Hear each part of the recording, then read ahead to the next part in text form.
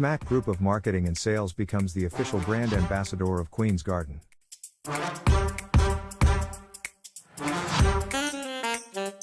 Pakistan's only leading organic honey.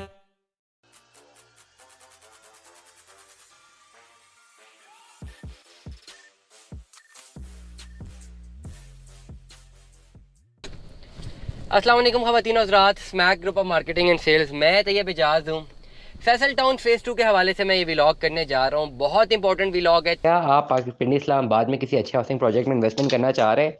Faisal town phase 2 में आपने अभी तक इन्वेस्टमेंट नहीं की?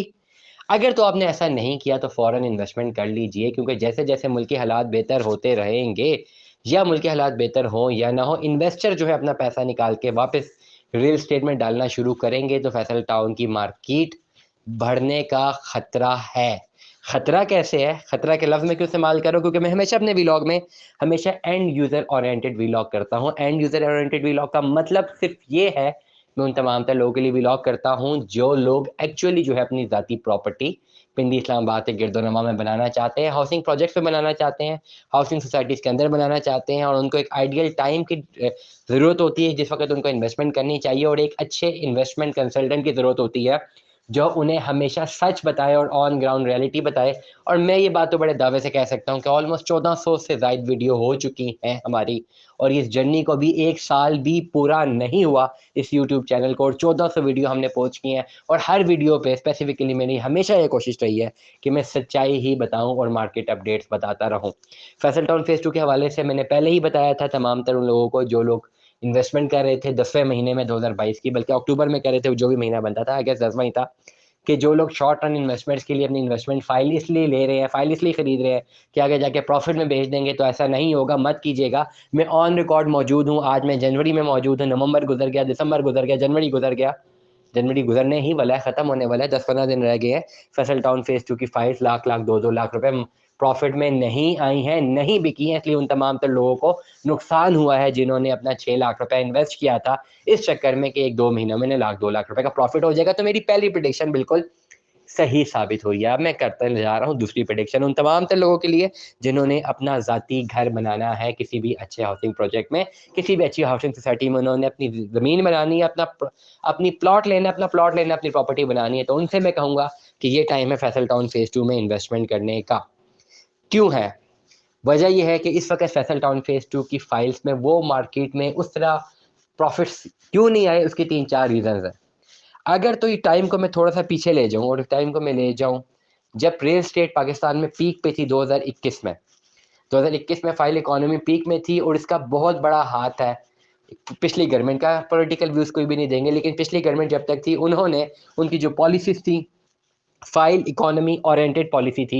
मतलब ये पिछली गवर्नमेंट बहुत ज़्यादा सपोर्ट कर रही थी फ़ाइल इकॉनमी को, कि जितने भी हाउसिंग प्रोजेक्ट्स आ रहे हैं उनको सपोर्ट मिल रही थी, और बहुत सारे लोग जो है स्पेसिफिकली ओवरसीज़ पाकिस्तानीज़, ज़्यादातर ओवरसीज़ और लोकल पाकिस्तानीज़ अपना पैसा इंजेक्ट कर रहे थे हाउसिंग प्रोजेक्ट्स में, क्योंकि दे वर कॉन्फिडेंट कि ये हाउसिंग प्रोजेक्ट्स बन जाएँगे और कुछ भी प्रॉब्लम नहीं आएगी। लेकिन इंस्टेंट चेंज ऑफ गवर्नमेंट के साथ, काफ़ी पॉलिटिकल व्यूज़ चेंज होने के साथ-साथ, काफ़ी इकोनॉमिकल व्यूज़ भी लोगों के चेंज हुए हैं। इसमें कोई दो राय नहीं है, और काफ़ी ज़्यादा लोगों ने इस बात पे एग्री करना शुरू कर दिया, स्पेसिफिकली ओवरसीज़ पाकिस्तानीज़ ने, कि शायद गवर्नमेंट बदल गई है और इस वजह से शायद हमें अब इन्वेस्टमेंट नहीं करनी चाहिए, क्योंकि जो हाउसिंग प्रोजेक्ट्स बनने थे वो अब बनेंगे नहीं, और अब कुछ पॉलिसीज़ अलग हो गई हैं। हालाँकि ऑन ग्राउंड रियलिटी की बात करें तो इससे कोई ख़ास फ़र्क नहीं पड़ता, क्योंकि हमारा जो एक डेमोक्रेसी, हमारी प्रोटिलियम डेमोक्रेसी है, प्रोटिलियम डेमोक्रेसी में पार्लियामेंट में इन हाउस चेंज में इतना कोई ख़ास पॉलिसी से फ़र्क नहीं पड़ता है। ओवरऑल इकोनॉमी उसी तरह चलती रहती है। ज़्यादा गहराई में नहीं जा सकता डेफ़िनेटली, क्योंकि मैं बाउंड हूँ, बहुत ज़्यादा बाउंड हूँ कि मैंने टू द पॉइंट बात करनी है।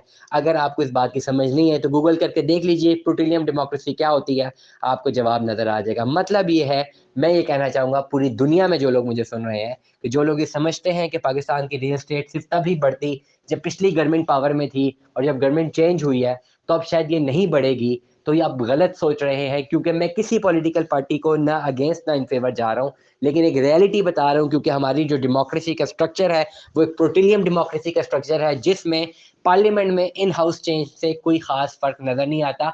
इवन कि पूरी पॉलिटिकल इंस्टेबिलिटी भी आ जाए, तब भी जो इकोनॉमिकल अनसर्टेनिटी है, वो उसी तरह रहेगी, चाहे पॉलिटिकल स्टेबिलिटी रहे या ना रहे, क्योंकि हमारी एक प्लूटोनियम डेमोक्रेसी है। 3-4 दफ़ा ये वर्ड यूज़ कर चुका हूँ, जाके गूगल कर लीजिएगा, ये क्यों है आपको समझ आ जाएगी।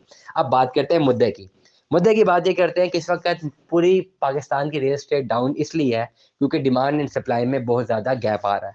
डिमांड एंड सप्लाई में गैप आ रहा है इसी वजह से, जो बड़े-बड़े प्रोजेक्ट्स हैं जिनमें एक्सपेक्ट ये किया जाता था कि जैसे ये लॉन्च होंगे और फ़ौरन में प्रॉफ़िट्स आना शुरू हो जाएँगे, वो नहीं आए। Unfortunately for short term investors उनको नुकसान हुआ, लेकिन fortunately for those people who actually want to go for their own property. तो इसलिए मैंने पहले बात की है कि मेरे व्लॉग्स होते हैं आम आदमी के लिए, एक एंड यूज़र ओरिएंटेड व्लॉग्स होते हैं। और एंड यूज़र ओरिएंटेड व्लॉग में मैं आज यही कह रहा हूँ, पूरी दुनिया में जो आप मुझे सुन रहे हैं, कि अगर आपने अपनी इन्वेस्टमेंट करनी है तो आप फैसल टाउन फ़ेज़ 2 में करें। बेहतर टाइम है करने का, और तब तक बेहतर टाइम होगा जब तक फैसल टाउन फ़ेज़ 2 की मैनेजमेंट इटसेल्फ इस रिसेशन से अपने आप को नहीं निकालती और कहीं से भी कोई डिमांड जनरेट नहीं होती। The moment Faisal town phase 2 की मैसिव डिमांड जनरेट होना शुरू होगी, एट दैट मोमेंट आपको जो फ़ाइल आज जिस प्राइस पे मिल रही है, ये मिलना नहीं शुरू होगी।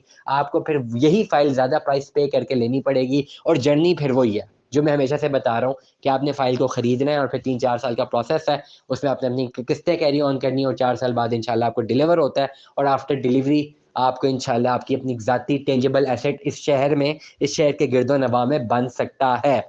तमाम तर लोग जो कुछ भी ABCDE F फैक्टर को सोचते हुए अपनी इन्वेस्टमेंट्स नहीं कर रहे, मैं ये एडवाइस करूँगा, being an gold medallist in economics, in public policy, in international relations में मेरा मास्टर्स है, पब्लिक एडमिनिस्ट्रेशन, पब्लिक पॉलिसी और इंटरनेशनल मैक्रो इकोनॉमिक्स, इतनी सारी जो मुसीबतें हमने पढ़ ली हैं ना, मैं बता रहा हूँ, कोई भी डिसीज़न को मद्देनज़र रखते हुए ना कीजिएगा।